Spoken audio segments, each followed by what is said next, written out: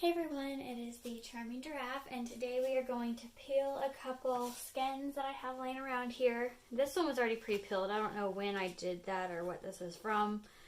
Maybe a paint mixing because it's just mainly black. So we'll start with this one because this one definitely looks more fun here. It also is extremely brittle, like I had moved it around too much and it got too thin.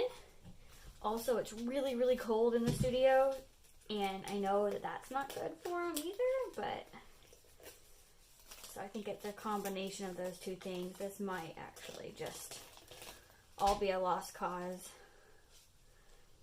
I may be able to get something out of that, but it's way, way, way too brittle here. See, I just like barely even pick it up and it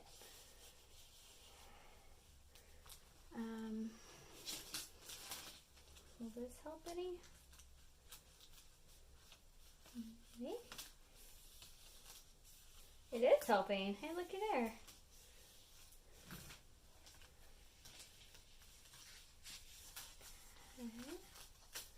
Alright, we got a good piece here. Again, it's super brittle, so I normally keep my skins in, on a, sorry, I can't think of the right words.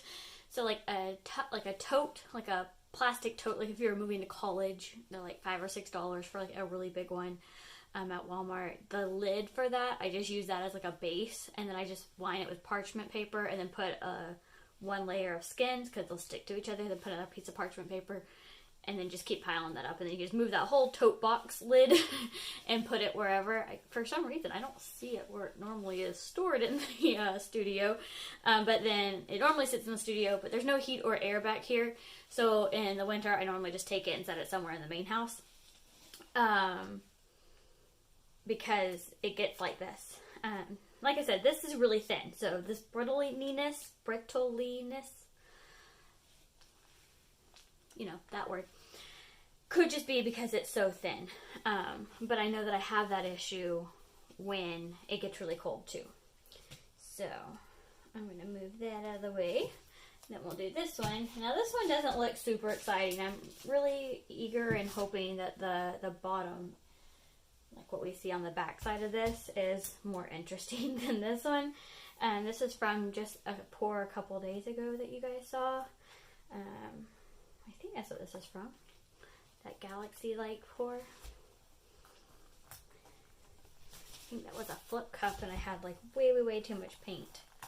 And so I let it drip onto this. Let's see what happens here. Now this like ran all the way down the sides and like got on the bottom. So that's going to make it a little bit more challenging. Just because it's stuck everywhere. So this sickle stick plan I've got going here is actually not terrible. I'm trying to keep you in frame. I still haven't looked at the other side yet. We'll wait and see. So get it off of here. If we have a masterpiece or not. Alright, moment of truth. What do we got here? Hey, look at that. That's actually really cool. We've got a really, much better than this. And this one's really thick too. This one's not brittle at all.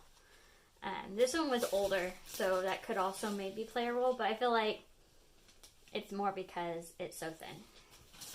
But this one's not, and I think I'll be able to do something really cool with that.